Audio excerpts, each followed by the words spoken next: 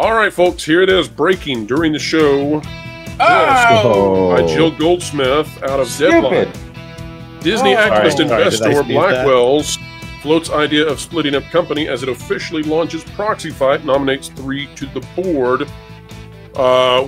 We'll give some analysis on this, but let's read the article first. Blackwells Capital today made its fight with Disney official, urging shareholders in a definitive proxy statement to elect its 3 nominees to the board of directors as the company navigates through a vast and novel opportunity set offering a near limitless potential. Boy, I've got thoughts on this.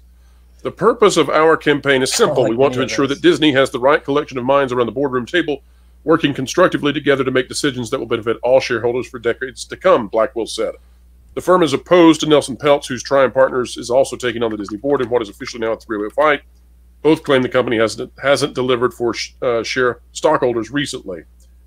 Blackwell's founder and chief investment officer, Jason Antabi, said nominees Jessica Schell, Craig Hetkoff, and Leah Sullivan would support the company in respectively media and content, real estate and strategic asset review, and physical spatial computing and AI-driven experiences. Here's where we get to the quote. Disney may simply be too complex for any one successor to Mr. Iger to manage holistically, and Blackwells believes that it is the responsibility of the board to oversee these types of analyses in the ordinary course. It also floated the idea of Disney separating its owned real estate, which it says represents about 44% of its market cap at cost, into an independent publicly listed REIT or a series of investment vehicles in which shares, cash, and or interest could be distributed to shareholders. This is such a good present for Nelson Peltz, isn't it? Well, this is just a gift to him. Here's what I think, actually. I'm going to take a counter position to that, and then, Lou, you play around with this idea and tell me what you think. I think that this is an intentional food fight. I think that my thought on this, and I haven't said this out loud, and folks, please forgive me if we're wrong, and Jonas can attest that privately I've had this thought. I think Blackwells is mucking up stuff on purpose. I think this creates so much noise. They are being positioned in the media as being equals now to Trian, and they are on no planet even close in a galaxy. They're not in the same galaxy as Trian. Jonas, how much does Blackwells actually have invested into Disney in comparison? Oh, like 140,000 shares, which is nothing, versus the 3 million. Oh, wait, sorry, was it 32 million shares? Hold on. They have like 1/30th of the stake in this as Trian. Yeah. This is mucking up all that. Well, they have about as many shares as the entire board has. This is Bob Chapek will receive more shares in compensation this year than Blackwells has. Yes. Yeah, and here's the thing, Pro. The reason I've been likening this to people that this is essentially Blackwell's being the Ross Perot of spoilers here. That's what this is. I think so too. I think it's Ross Perot Blackwells. But I'm just telling you. That's a really good comparison. That's what Look, Jonas, Pro, Culture, you just wrote Peltz's next script. A, these people have nothing. B, they're playing games. C, I've invested enormous amounts of money. D, they have as much as that board that hasn't got anything. And E, remember when I told you that all the companies I've gotten involved with wind up liking me and I never split them up and I never kicked people out and I just made it better? Well, what do these guys want to do? They want to take your beloved company and shred it into different pieces for real estate? Well, the real estate... but no thanks. Yeah, the real estate investment trust idea is an abomination. I mean, it's just, that is a terrible plan. This reads like parody culture, and that's why I think it's mucking up the system. I think the Ross Perot thing is right because these are such terrible ideas, and yet they're going to eat up some of the news cycle that Trian would have otherwise. This is pulling away interest in the Elon Musk situation. All right, it's also going to... Or go ahead, Jonas. Yeah. No, I've got the numbers now. 159,000 shares, which represents 0.01% of the entire company. That's what Blackwells has right now. Just for an indication, Third Point owns 6.3 million shares, and that is 1/5 of the amount that Peltz owns, which is beneficially owns 32.4 million shares of the company. So Blackwell's in it less than 1/30th. Right. So Blackwell somehow has a seat at this table as far as SEC filings goes, with less than 175,000 But the media is going to make them look like equals. In fact, that's what this Deadline article does. That's what I'm worried about. Purposefully, yeah. You know who's going to chime in on that is Elon. And he carries a bigger media stick than any of these pissants do. I'm sorry. Yes, I'll agree with you there. And by the way, what is it they said? Well, we don't think if the company's so big and so diverse that nobody after Iger could possibly run it all. So he's God and nobody can come after him and run it? Are they trying to say he's done it well? And even the point of, oh, Peltz wants 2 people? Well, we want 3, so there. They think they're being really clever. I'm telling you, the way this sorts out is a win for Peltz of positive attention when he shows the contrast to what else are your choices? It could be, but I suspect the media is trying to play it a different way. They will. But Elon won't let them. Elon is the loudest megaphone in the universe.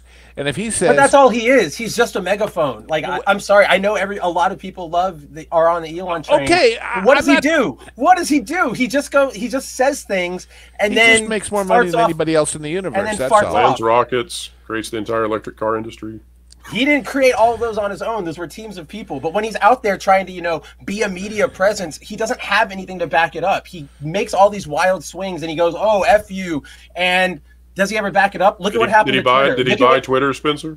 He did, but look at what happened to it now. Is it still free speech? Are people not still being shadow banned? Did they just sign Tucker Carlson, Tulsi Gabbard, Don Lemon? To me, that doesn't mean anything because Elon bought this platform with the purpose of, oh, I'm buying this to make this free speech. It's going to be so good. Don't worry. And he's torpedoed that immediately. And then how has he torpedoed the free speech? Because he's still banning people. He's still shadow banning people. There are still topics you can't talk about. There are still you're still getting de-boosted. Like this isn't what he promised us. And then that's one promise he's broken, right? Another one that bugs me is when he went, and I know people have heard me talk about this on Bounding into Comics before, but when he went, if you've been rightfully fired from your employer for believing in an ideology that they didn't agree with, let me know and I will fight your legal battles. And Kara from the Rippaverse, now formerly of Limited Run Games, reached out to him and said, hey, that happened to me. Can you help me? And he replied to her and said, what's up with it? Let me know. Never got back to her. That's what he doesn't care about anything more about. He really wants to be popular. He wants people to like him. He wants to be a capital P poster, on Twitter. That's all he's there for. And so every change, everything he does is for people to go clap, clap, clap, clap, clap. Yeah, we love you so much. If that were the case, why wouldn't he be establishment?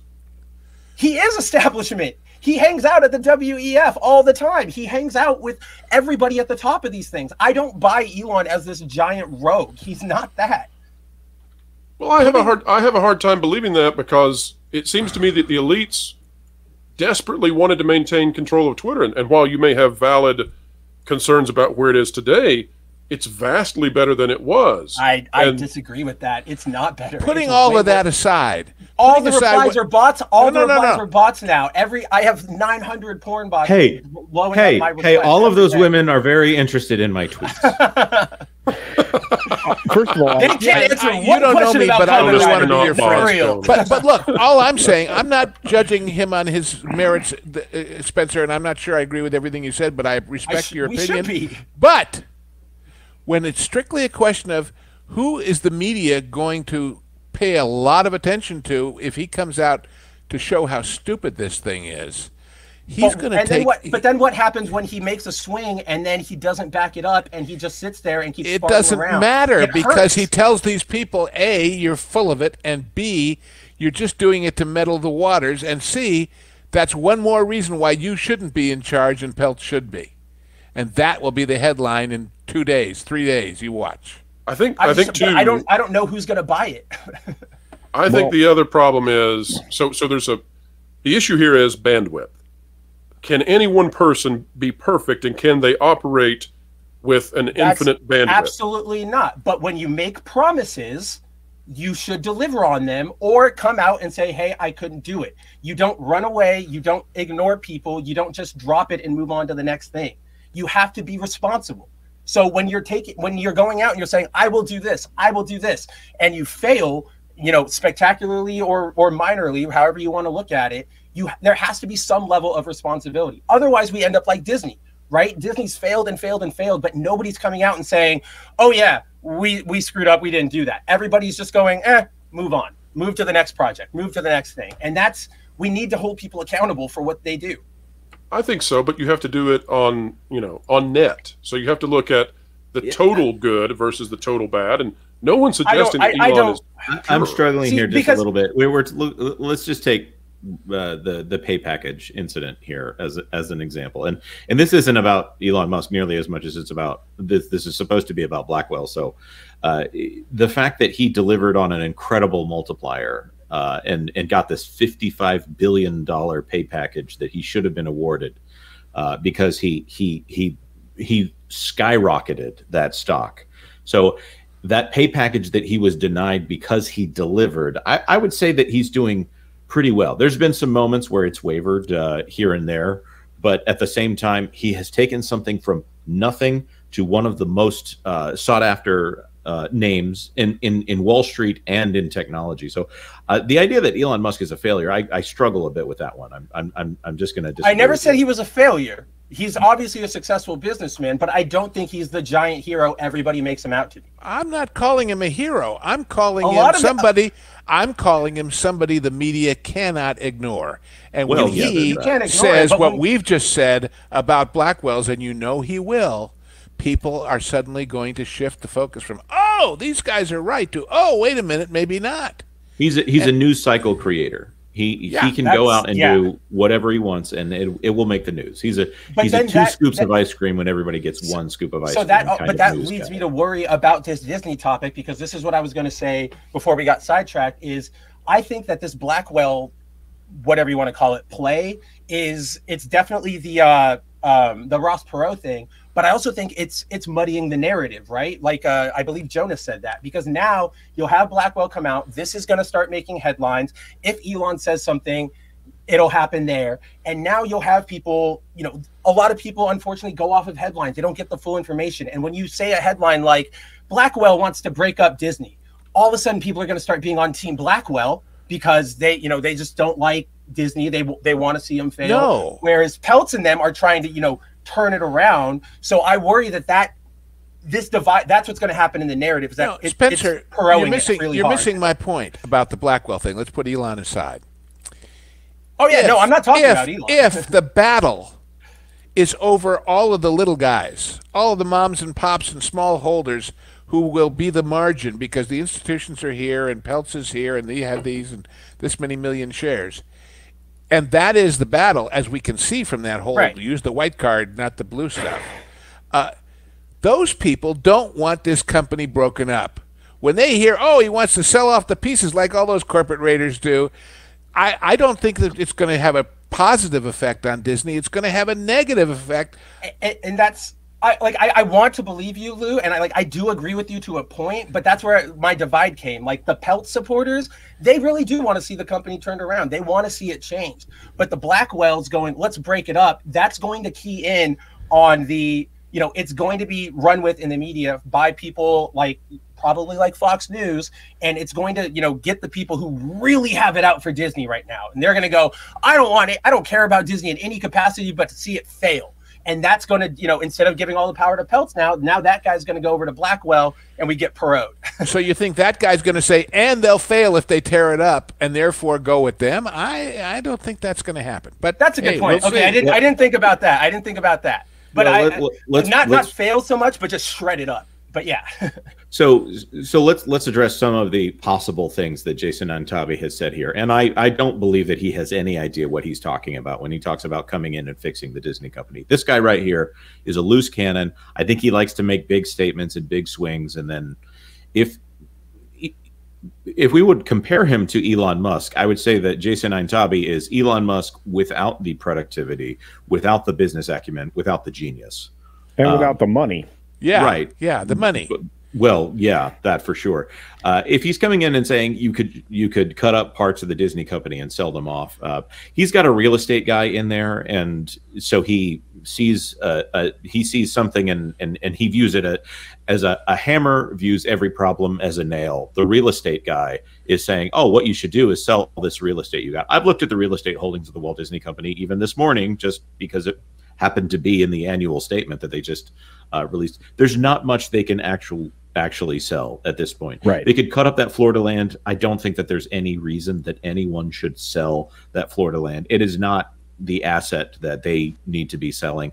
At this point, the Fox assets have depreciated in value so much. Lucasfilm, Marvel, all of these things that they have purchased have depreciated in value so much that they're going to get a quarter on the dollar, I think, for most of the things that they have bought here. And Bob Iger is not going to allow it. Of course it isn't going to be allowed, but a quarter on the dollar is good compared to the movies they're making on those properties, losing more than that. Absolutely right.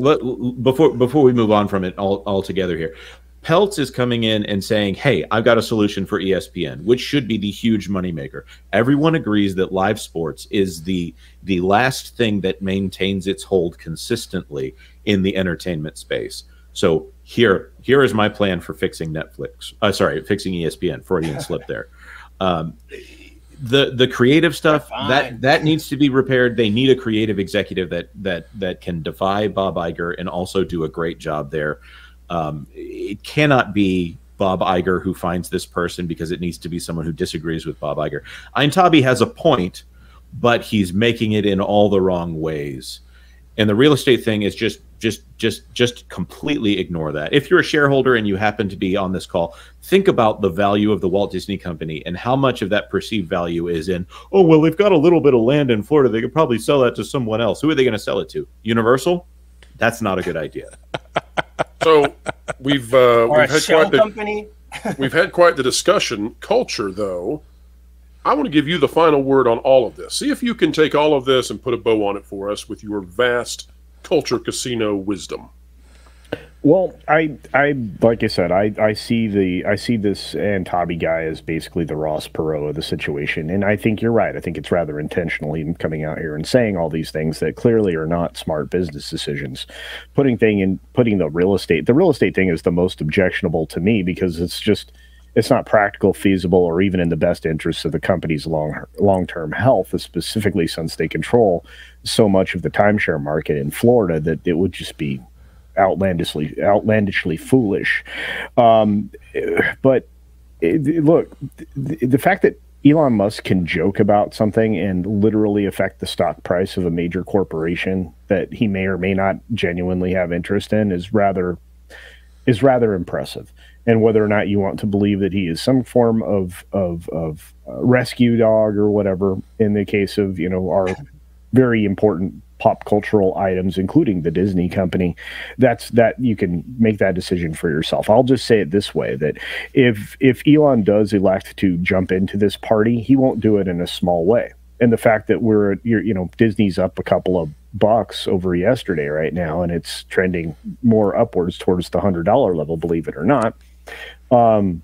Isn't the earnings call like today though? Like it's tomorrow. Oh, it's tomorrow. Okay, that's probably why it's like boosted. Well, no. See, usually, a lot of people, especially when a company's having, I defer to you. Well, no, it's just when companies are having performance problems and they've had them consistently quarter over quarter going into an earnings call. Usually, it's very much a hold position for a lot of investors. They'll sit and wait to see what this next quarter is. So either some of this news is leaked, which I think we've decided it has.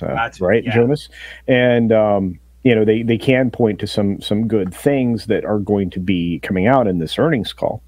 I think you're also going to see, the fact that Elon could literally just buy in. The only thing is he's going to have to do one of two, if not both, filings for the 5% rule. I tried to explain this yesterday on Midnight's Edge in the morning. When you acquire 5% of outstanding stock, which in this case is 1.83 billion shares outstanding right now.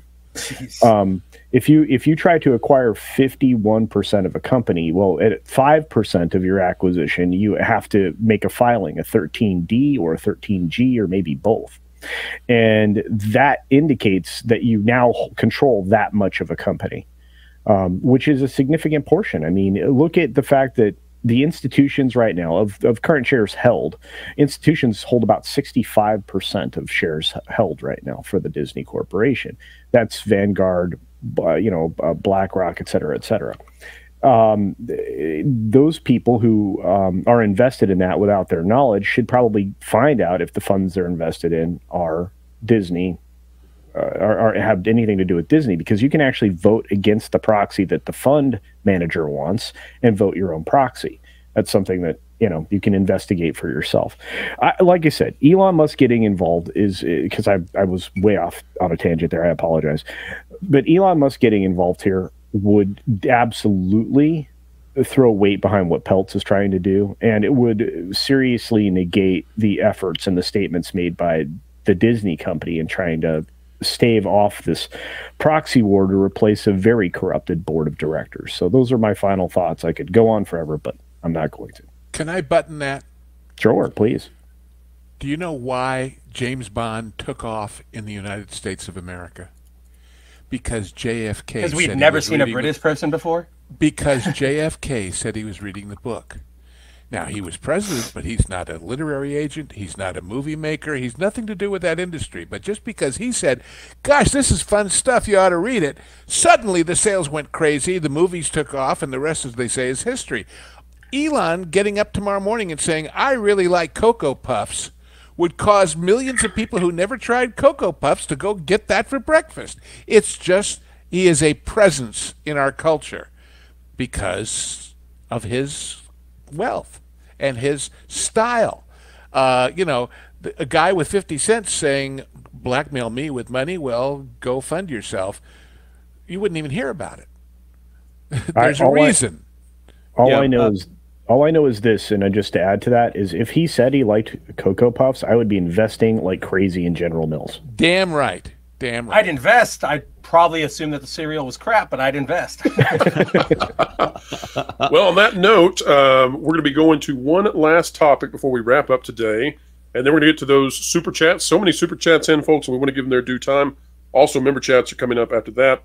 Before we do, though, folks, let's remind everyone out there of the schedule for tomorrow, as well as remember that Legal Mindset, 9 a.m. Eastern Time tomorrow, will be covering this. Hey, folks, don't forget that this Wednesday, February 7th, coverage of the Disney earnings call begins at noon Eastern with Midnight's Edge, followed by a special edition of the Pro Show, a pre-show of what we can expect to see, as well as coverage from Valiant Renegade beginning at 4 p.m., where the earnings report will happen live during the show with post-show analysis. Don't miss a moment.